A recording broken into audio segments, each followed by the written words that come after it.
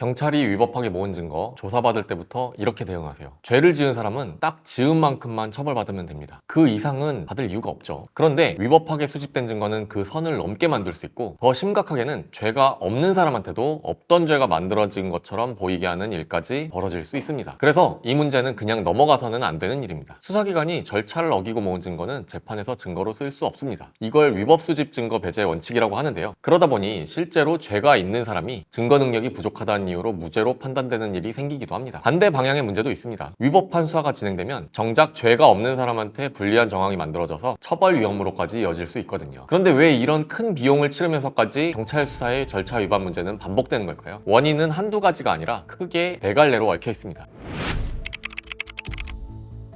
보통 요즘 수사는 과학적인 물증 중심으로 돌아간다고 생각하시는데, 현장은 사실 좀 다를 수 있습니다. 실체적 진실을 밝힌다는 명분 아래 신빙성 있는 물적 증거를 확보하기보다 피의자의 진술을 받아내는 데 치중하는 구시대적 자백 중심 수사가 여전히 문제로 지적되거든요. 진술에 과도하게 의존하다 보면 그 진술을 받아내는 절차 자체가 무리해지기 쉽습니다. 객관적인 과학 수사 대신 추측에 기댄 수사가 여기서 나오는 겁니다. 체포 현장도 마찬가지입니다. 상황이 급박하다는 이유로 피의 사실의 요지, 체포의 이유, 변호인을 선임할 권리 같은 이른바 미란다 원칙을 즉시 알려주지 않거나 나중에 경찰서에서 요식행위로 확인서만 쓰게 하는 관행은 위법한 체포 문제가 될 수 있는 고질적인 원인입니다. 여기서 꼭 알고 가야 할 게 있습니다. 이건 수사관 한 사람 한 사람의 자질 문제만은 아니라는 점입니다. 수사부서는 업무 부담이 크고 인력과 교육의 한계도 계속 지적돼 왔습니다. 그래서 경험 많은 수사관들이 다른 부서로 이동하고, 그 빈자리를 경험이 부족한 수사관들이 빠르게 채우는 경우도 생길 수 있거든요. 절차를 어기면 어떤 위법이 되는지 충분히 훈련받지 못한 수사관이 과도한 사건을 한꺼번에 떠안다 보면 법원 단계에서 증거가 통째로 배제되는 약점이 구조적으로 나타날 수 있는 겁니다. 그리고 요즘 적법 절차 위반이 가장 자주 문제되는 곳이 바로 휴대전화입니다. 여기서 함정이 하나 있습니다. 스마트폰 같은 정보 저장 매체를 수사기관에 임의로 제출했다고 해서 그 안에 든 모든 전자정보까지 무제한으로 다 봐도 좋다고 동의한 그런 건 아니거든요. 수사기관이 확인할 수 있는 범위는 원칙적으로 해당 사건과 관련 있는 정보로 제한돼야 되고, 그 관련성은 구체적인 사건마다 다르게 판단될 수 있습니다. 그런데 실무에서는 지금 사건과 아무런 관련이 없는 다른 범죄 정보까지 함부로 들여다보거나 복제한 것이 문제되는 일이 있습니다. 이게 끝이 아닙니다. 한 가지 더 짚어야 할 게 있는데요. 디지털 포렌식으로 휴대전화를 분석할 때는 영장 집행이나 임의 제출의 구체적 상황에 따라 피의자나 변호인이 그 과정을 직접 지켜볼 수 있도록 참여 기회를 보장해야 되는지가 중요한 쟁점이 됩니다. 그런데 이런 참여권이나 통지 절차를 제대로 챙기지 않고 그냥 넘어가는 절차적 태만도 반복적으로 문제되고 있습니다. 그런데 이상한 점이 하나 있습니다. 이런 위법이 줄어들기는커녕 지금도 계속 발생하고 있다는 겁니다. 검찰의 수사지휘 구조가 바뀌면서 경찰 수사가 적법한 절차를 지키는지 감독하는 기능이 예전보다 약해졌다라는 비판이 나옵니다. 과거에는 인력 부족 같은 이유로 어느 정도 용인되던 실무상의 편의주의가 적법 절차 원칙을 점점 더 엄격하게 요구하는 지금 법원의 기준을 따라가지 못하면서 정면으로 부딪히고 있는 겁니다. 여기서 한 번 더 짚고 가겠습니다. 죄 지은 사람이 풀려나는 큰 비용을 치르면서까지 이 원칙을 굳게 지키는 데는 분명한 이유가 있습니다. 국가가 스스로 절차를 어겨가면서 손에 넣은 증거를 재판이 그대로 인정해줬다면 법으로 다스리는 나라라는 그런 이념 자체가 훼손되거든요. 그리고 수사기관의 권력 남용과 위법 수사를 실제로 통제할 수 있는 방법도 함께 약해집니다. 그래서 비싼 대가를 치르면서도 이 원칙이 유지되는 겁니다.